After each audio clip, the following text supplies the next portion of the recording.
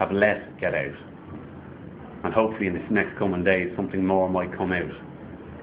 Have you been speaking to any of your colleagues aboard the MV Rachel Corrie? Have you got fears that the Israeli forces may try to step that vessel as well? I haven't been speaking to anybody on board it, but I do fear that the Israelis will try the same, but I hope they don't. And I asked them not to, and I asked the Israelis to let through this humanitarian aid.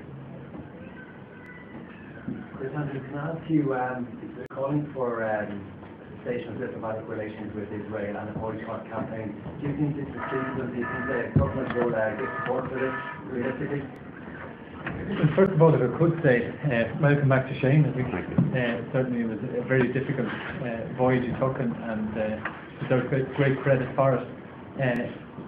I think that in relation to the actual event, I think that just as Bloody Sunday was a pivotal moment in Irish history, I think that this will be a pivotal moment in the Palestinian the question around the Middle East and particularly around the issue of the blockade on the Gaza.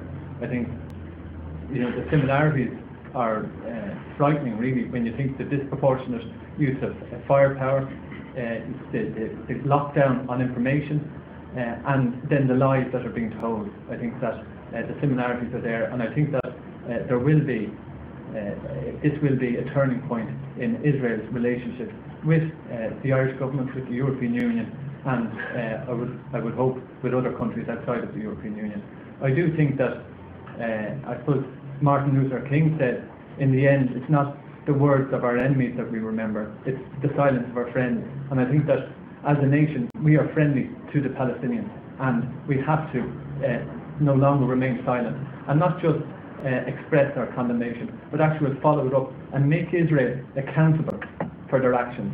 And they must realise that in future, when they carry out an atrocity, there will be consequences for their actions. Thus far, they have remained immune from any sort of actions or reactions to the events that they have perpetrated. And these events, the Gaza, the CAF-led operation, and the attacking of this peaceful humanitarian flotilla are symptoms of the blockade that exists in Gaza, where there's 1.4 million people kept in what, as Frida said, is an open prison. That just isn't acceptable, and the Irish government must take a lead, and lead by example, and lead from the front, which with credit to Micheál Martin, he has done that. He was one of the first foreign ministers to attend and see for himself the devastating effects that blockade has had. What kind of reactions, you mentioned reaction there, what kind of actions or reactions would you like to see as a result of this? Well, I think the story has yet to unfold, and I think that there will be measures that will have to be taken, and I think it's inevitable that they will be taken. I think that, as Shane has said, I think there is events and more information that will come out and make the demand and the need and the requirement for change, for some sort of sanctions, inevitable. Do you think it's realistic, Chris, that considering what's gone on in the last week, in the last year, even before this, that maybe the Israeli ambassador or any of his officials should be expelled from the country? Well, I think after CAF-led, that was the time to, and I said that at the time, when 1,400 people are killed, 400 of whom are children, I think that was the time to expel the ambassador. I still feel that, and I believe that that really we have to lead. Like I said, the minister has been positive in his words. I think we need to go further than that, and I'm confident that will happen. Question over here. Just for Shane, did yourself and your colleagues expect Israel to lay travel safety to Gaza? We did. We actually did. We thought we would be given free access to Gaza, and we had a skippers meeting, a captain's meeting, and we thought that we might get hassle, and maybe they would attempt to force us into Ashdod, but we didn't expect the military onslaught that occurred. I mean, there were massive amounts of military personnel on board each vessel. I mean, the boat I was on was fairly small, and to have the number of Israeli military forces on board was bad for the stability of the boat at the start. but it was just, I mean, they overpowered. They smashed windows, they smashed the doors. We didn't expect that at all. Where's the boat now, Shane? Ashdod. Yeah. How do you explain, Shane, that you managed to come back unharmed and so many others lost their lives? Well, the vessel I was on, they knew that we had, at the start, we had the German MPs, we also had a Swedish MP, so I reckon that was part of the reason that they didn't use so much force against us. We also had journalists on board, and we were made up of mainly European Union, and we also had Anne Wright of the US, an ex-US Army colonel, who gave up, who retired because of the Afghanistan war. We had her on board. When we broke away from the flotilla, I don't know, the only thing is I was necessary for the vessel to get back into port as well. They required my knowledge of the vessel to get it back into port. And you mentioned that you go back again and again. Yeah. Would your family be keen for you to do that? No. What is their reaction to it? My mother was delighted that I'm back ashore. My brothers, my sisters have all said they were proud of what we've done. Not just myself, but everybody on board, you know.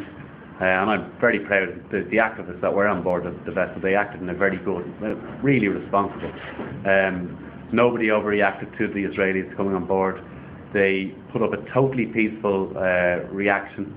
They sat down, they refused to be moved, they were verbal, there was no violence from the activists on board the ship. And I mean, the actions of the Israelis to some of the girls on board was despicable. I mean, they shot one of the girls at point blank range with one of the paintball rounds into the nose, breaking her nose.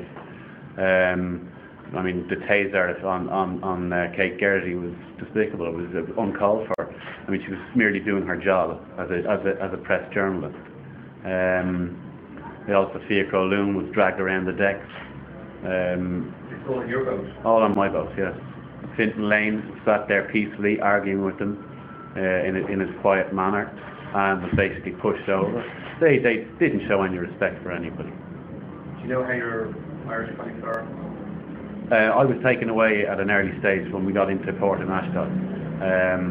When I left them, some of them were a little bit shook, but nobody was too seriously injured when I left the boat. What was the reaction or when the ratio was also intercepted by the Israelis? By reaction by those either on the mission or from Ireland? What will the reaction be? Yeah, Ireland or those involved in the mission react like that. But I suppose it's very hard to predict what sort of reaction there will be. It depends, I suppose, on the level of force that you, if indeed that's what happens. But it does seem likely that they will react with force.